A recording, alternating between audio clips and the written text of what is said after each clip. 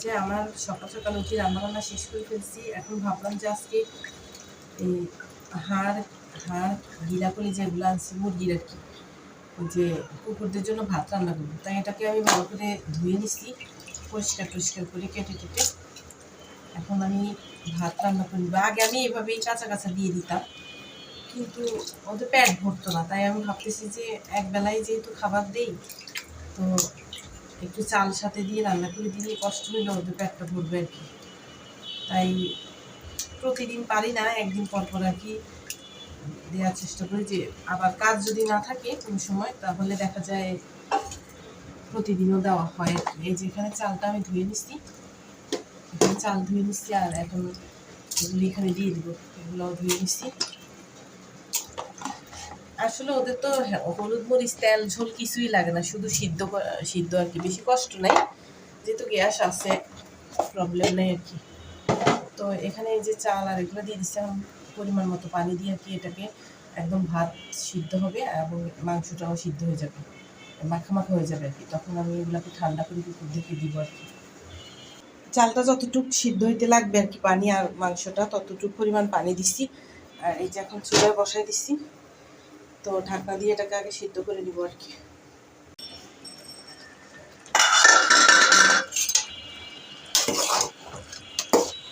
এই যে ওদের ভাতটা হয়ে গেছে, এখানে ভাতও প্রায় সিদ্ধ হয়ে গেছে আর মাংসটাও সিদ্ধ হয়ে গেছে।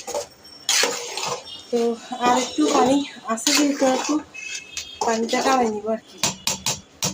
আসলে অনেক সহজ, মানে এত বেশি কঠিন কিছুই না। এগুলো একটু ধুয়ে পরিষ্কার করে চালটা ধুয়ে বসাই দিলে হয়, পরিমাণ মতো পানি দিয়ে আর কি। চাল আর মাংসটার পরিমাণ দেখে ওই পরিমাণে পানি দিলেই মানে ঠিক মতো হবে আর কি।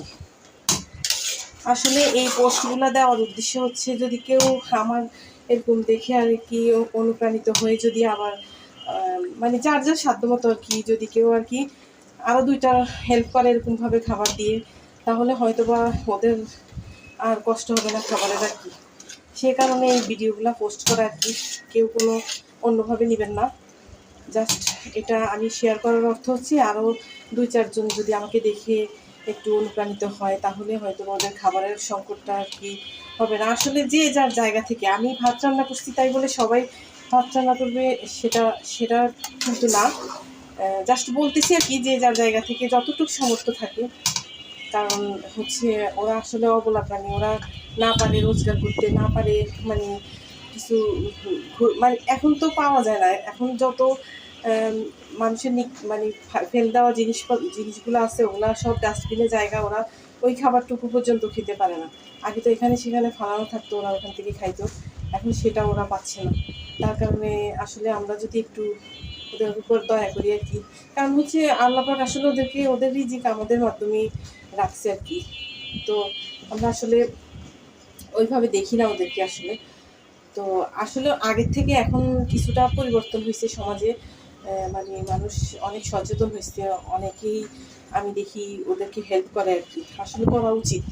আসলে দেখা যায় আমাদের এই এই একটুখানি কষ্ট আসলে আমাদেরকেও যেমন সওয়াব দিবে, তেমন ওদের উপকার হবে আর কি।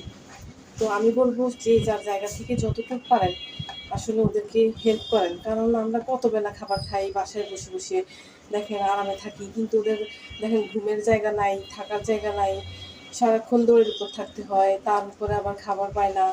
মনে করেন কতটা কষ্ট করে জীবন ওদের। ওদের লাইফটা একবার যদি ভাবেন চোখ বন্ধ করে, তাহলে বুঝতে পারবেন আসলে ওদের কতটা কষ্ট হয়। তো আমরা যদি মানে আমাদের যতটুকু সামর্থ্য আছে সেটা অনুযায়ী যদি করি, তাহলে হয়তো বা আল্লাহর কাছে আমরা মানে জবাবদিহি করতে হবে না। কারণ হচ্ছে আল্লাহ তো ওদের রিজিক আমাদের মধ্যেই রাখছে। তো আমরা যদি ওদেরকে না দেখি, তাহলে আমাদের গুনাহ হইতেছে আর কি। তো এই আর কি। তো আমার এই পোস্টটার উদ্দেশ্য এটাই, যদি কেউ মানে অনুপ্রাণিত হয়ে দুই চারজন ইয়া করে, আবার আপনাদের দেখে দেখে হয়তো বা আরও দুই চারজন হবে। এইভাবে আসলে আমাদের সমাজটা আসলে সুন্দর হয়ে যাবে আর কি, যদি আমরা এইভাবে নজরিয়া দিয়ে দেখি আর কি। মানে এইভাবে যদি দেখি আর কি, তাহলে হয়তো বা দেখেন এই যে অবলা প্রাণীগুলা আর কষ্ট পাবে না আর কি। তো অনেক কথা বলে ফেলছি, যদি ভুল ত্রুটি হয় ক্ষমা সুন্দর দৃষ্টিতে দেখবেন, আশা করি।